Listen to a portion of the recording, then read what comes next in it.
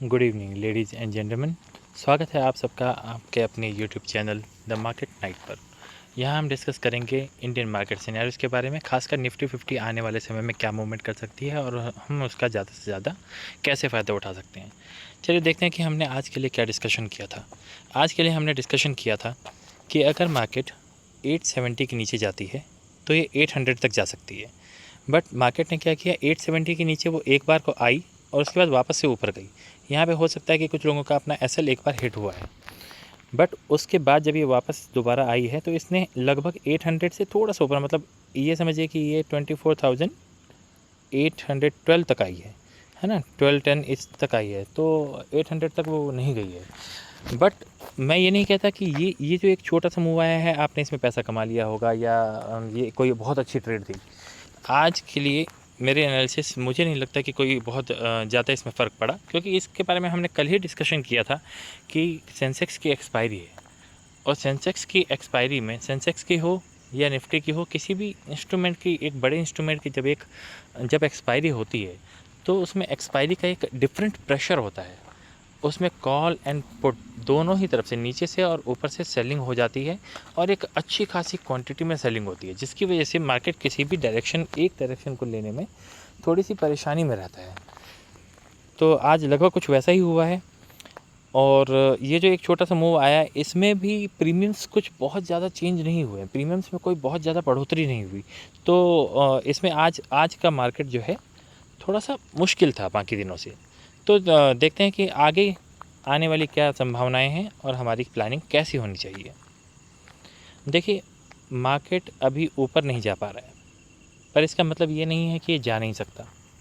हमें प्लानिंग हर तरह से सोच के करनी होगी। मैं मानता हूँ, देखिए यहाँ पे अभी भी 3 सिनेरियोज़ हैं।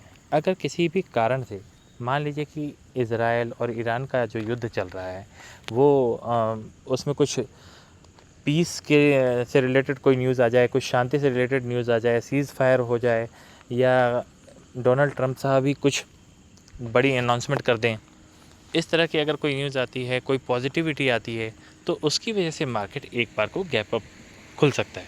पर इस तरह का अगर कुछ नहीं आता है और जिस तरह से इंटरनेशनल सिनेरियो में प्रेशर बना हुआ है, उस हिसाब से क्या होगा कि मार्केट या तो साइडवेज ही ओपन हो जाएगी या तो गैप डाउन भी ओपन हो सकती है। तो ये हमारे पास 3 संभावनाएं बनती हैं, या तो मार्केट गैप अप ओपन हो जाए, या तो मार्केट साइडवेज ओपन हो जाए, और या मार्केट गैप डाउन ओपन हो जाए। देखते हैं कि हम तीनों सिचुएशन को किस तरह से डील कर सकते हैं। देखिए, मेरा मानना ये है कि मार्केट अगर ये जो हमारा लेवल था पहले वाला, हम आज अपने लेवल्स को ऊपर के लिए खासकर बिल्कुल टच नहीं करेंगे, बिल्कुल नहीं छेड़ेंगे, वो ठीक जगह पे हैं जहाँ पे हमने लगाया था। अगर मार्केट 970 से अंदर 24,970 के अंदर का कहीं गैप अप होती है ना, अगर ये गैप अप हो जाती है तो क्या करना है, गैप अप के समय में ये जो सिचुएशन हुई है, इस तरह की सिचुएशन रिपीट होने के चांसेस हैं। और अगर वैसा होता हुआ हमें कुछ नज़र आता है तो हम क्या करेंगे, एक बार को हम नीचे की डायरेक्शन के लिए ट्रेड ले सकते हैं। पर अगर गैप अप होने के बाद मार्केट इस लेवल को भी ऊपर की ओर क्रॉस कर देती है और फर्स्ट 5 मिनट के बावजूद भी वो बुलिश ही रहती है, तो हम अपने इन टारगेट्स को अचीव करने में कामयाब हो सकते हैं, जो कि 25,030 फर्स्ट लेवल और उसके बाद 25,080 तक जाने की उम्मीद हम लगा सकते हैं। पर अगर मार्केट ने किसी कारण से फ्लैट खुल के, ध्यान दीजिएगा, गैप अप खुलने के बाद नहीं, अगर मार्केट गैप अप खुलती है और नीचे आने लग जाती है तो हमें क्या करना चाहिए, हमें अपने टारगेट को थोड़ा सा छोटा कर लेना चाहिए। कोई बहुत बड़े टारगेट मिलने की उम्मीद नहीं है। उस समय हम क्या करेंगे, उस समय हमने जो ये सोचा था पहला लेवल 870 वाला, इसको हम थोड़ा सा नीचे कर लेंगे। जैसे कि इसको हम कर लेंगे, हम कहाँ तक लाने की उम्मीद कर सकते हैं, 840 तक। 840 तक आप मान के चलिए कि ये मूव आ सकता है। 840 की अगर मार्केट नीचे जाती है तो 760 फर्स्ट लेवल और उसके बाद 700 इन लेवल्स को हम अपना सकते हैं, इन लेवल्स पे हम अपनी नज़र लगा सकते हैं।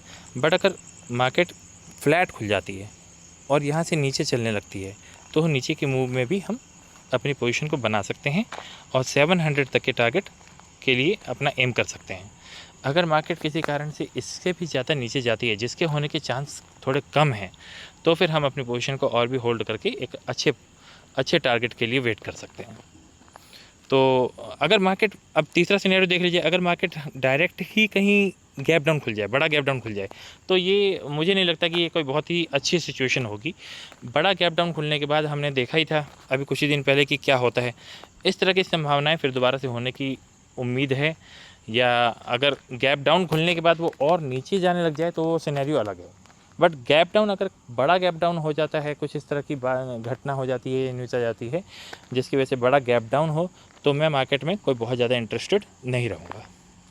तो यही हमारे कल के लिए डिस्कशन रहेगा।